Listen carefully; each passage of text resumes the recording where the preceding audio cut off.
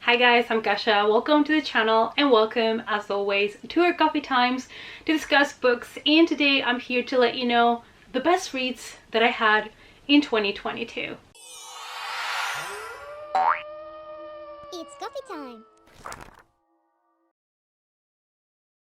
So I decided to make a list of the best, some of the books that I have enjoyed the most. They don't have to be particularly the ones that I gave it the highest rating, but just books that I truly enjoyed, had a really good time with, and I would definitely 100% recommend to you guys. So I decided to divide it in 10 different categories, and let's start. Let's start with the best horror novella. Now this one was really hard because I read a couple of really good horror novellas this year, but I feel like the horror novella that I actually kickstarted 2020 with, I really enjoyed, and it's an author that I always say it's underrated and I'll keep saying it, and that is Scream Queen by Stephanie Sparks. Absolutely love this. This was such a fun, fast-paced slasher. I recommend it to you guys. We have a small town that is hiding secret behind traditions, and a girl that is going to have to fight for her life and discover what's going on in the town before it's too late. Becca has been chosen to be the Harvest Queen this year, and even though she thinks this might be something to be proud of, actually it's something that she should be scared of. She starts to investigate about this festival, and she starts to make really dark discoveries about the past of the town. So yeah, like I said, definitely recommend, and because it does talk about, you know, the Harvest Festival, you can totally keep this one for next fall, but I really recommend you guys to pick this one up. Moving on to the category Best Folk Horror, and we have here The Har by David Sodergren. This book was absolutely fantastic.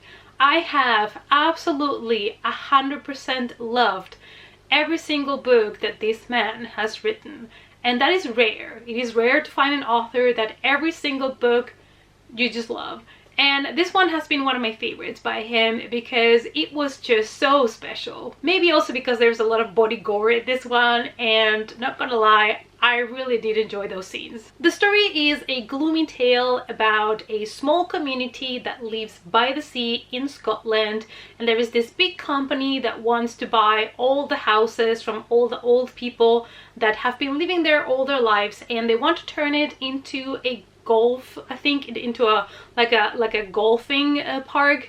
And most of the older people there, they just don't want to leave because that's the only place they've always known, and they refuse to sell. Apart from that, one night there is this fog that comes out of the sea and basically goes around the whole small town, and when the fog leaves, nothing will be the same. The fog has brought something back with it.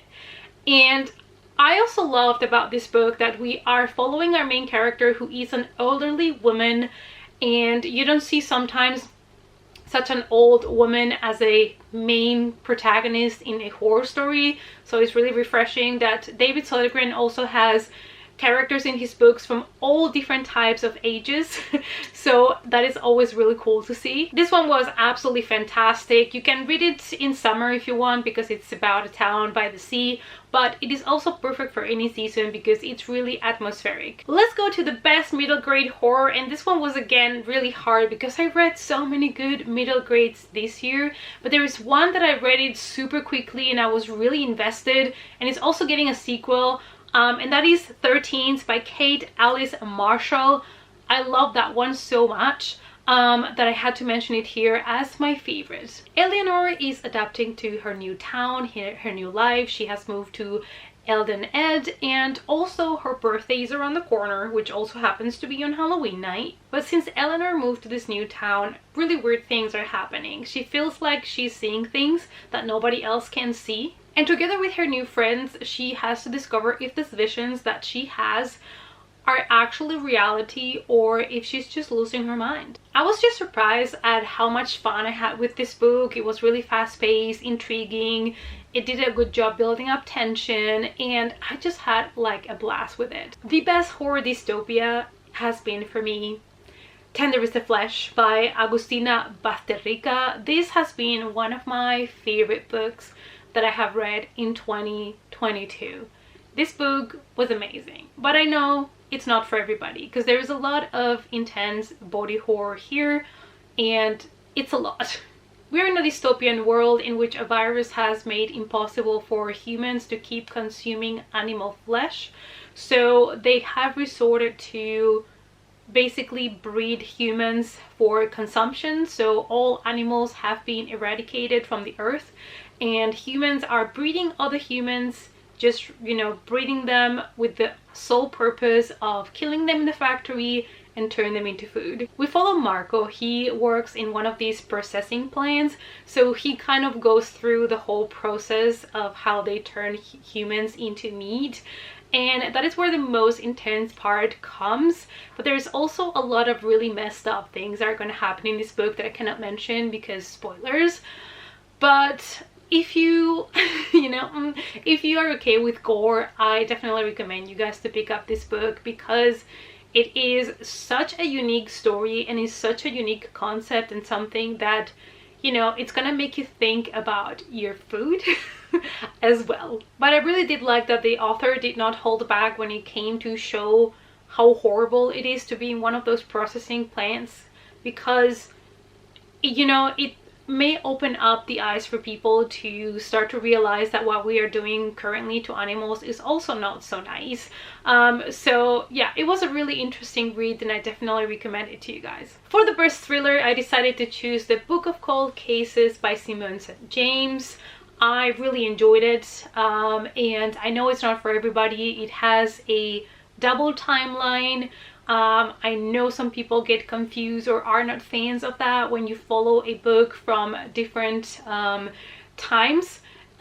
This one is in the present and the past. Our main character is obsessed with true crime, and she even has a blog in which she talks about true crime stories and things like that, and she gets the 1 in a million opportunity to interview a woman that was once accused of a crime, but then she was released and all charges were dropped. So she decides to go and kind of interview her to try to figure out what happened, and obviously she wants to know, she's curious about that true crime story, and she hopes to find out if this woman was actually guilty or not. So this one has a slow pacing and it jumps back and forth. We follow Beth in the 70s, who is the woman accused of that murder that then she was absolved from, and we also follow the present while she's being interviewed by these true crime, you know, like fanatic.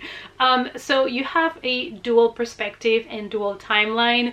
But if you don't mind that at all, I definitely recommend it to you guys, especially if you love true crime. For the best YA horror thriller, I chose Wicked Little Deeds by Kat Ellis. And the reason is that this one, from beginning to end, I was engaged. From beginning to end, I was intrigued, in tension. I wanted to know what was happening. There were some nice twists and turns. And this is one that had a really good fast pacing, which I think it helps a lot for my entertainment in general, and that is why I ended up enjoying this one so much. Ava has lost everything that she ever knew. She doesn't have her parents anymore, so she has to move in with her uncle and kind of start a new life. If that was not enough for our poor Ava, also people are starting to die in that town, and she's being pointed at as a suspect. I think for me the coolest part about this book is that it felt like the town was real, the characters were real, and I was buying it up. I was eating it all up, and I was so invested to figure out the mystery. It's going to be perfect for people that love a good mystery about family secrets, a manor, all of those good things. And this is a YA, so if you're not ready for adult, please pick this one up because it was great. As for supernatural horror, best supernatural horror, I was hesitant to include this one here because I'm repeating an author and I didn't want to do it, but to be honest, this is the one that I enjoyed the most, and that is Maggie's Grave by David Sodergren. Like I said, I just absolutely love every single book that this man writes. We travel again to a small Scottish island, very much isolated from civilization in general, and most of the people that live there already left, so there is very few people that decided to stay. Now there is an old legend in this town, the legend of Maggie, that was accused and punished for being a witch, and the legend says that she's still there and that she wants revenge. This was such a good urban legend story. It is a paranormal story that deals with, obviously, Maggie, the witch, or accused witch. And I just love this isolated setting in this small town. It was really atmospheric, and the story just kept getting more and more interesting as more elements were being introduced. It's not just a pure paranormal story, I can tell you that. There is a lot more depth to it, and there's a lot more things that are gonna come towards the end of the book that I found absolutely perfect. But it was amazing, and I recommend it to you guys, especially if you love those atmospheric, isolated settings in a really teeny tiny town where people are keeping secrets. For the best sequel, I picked Mina and the Slayers by Amy McCall, and this is probably no surprise, but honestly, after I read Mina and the Undead and I loved it so much, you're always worried a little bit about book 2 because sequels are not easy, and this one just actually brought everything that I wanted.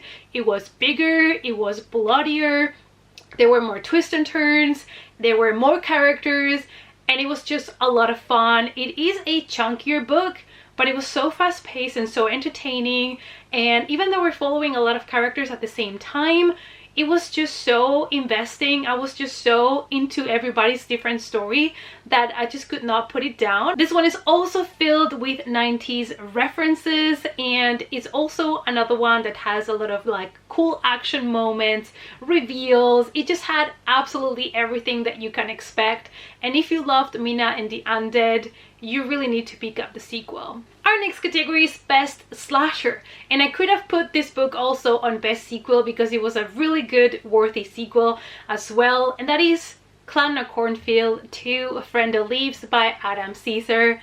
This one was so good, such a fun time as the first one, such a fun slasher. Now, I'm not gonna really go into detail on what happens in book 2, but we follow the characters from book 1.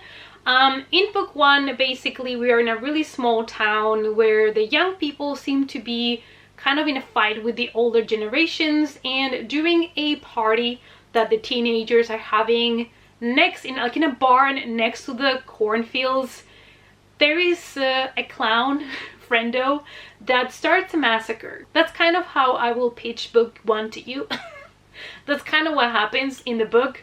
And it was just so much fun, and the sequel also a lot of fun, and I love that we did something a little bit different, but it has also a lot of the elements from book 1. And the last category is Best Non-Horror. Now, I don't read many that are non-horror, but one book that I read this year that I am for sure gonna be rereading more times is Solitaire by Alice Oseman. Apart from loving Heartstopper and all the novellas and everything, which yes are also some of my favorites, I feel like Solitaire hit me differently because I saw so many things of myself in Tori. Keep in mind that Solitaire is not your happy, uplifting story like Heartstopper is, so please do check all the trigger warnings for Solitaire because it can get really intense. Tori is a really dark character, and she's basically her own enemy, and I feel like I am my own enemy a lot in my life, and I have always been, and it's something that I still struggle with at times. This book made me see things in Tori that I recognize that I do or I have done in the past,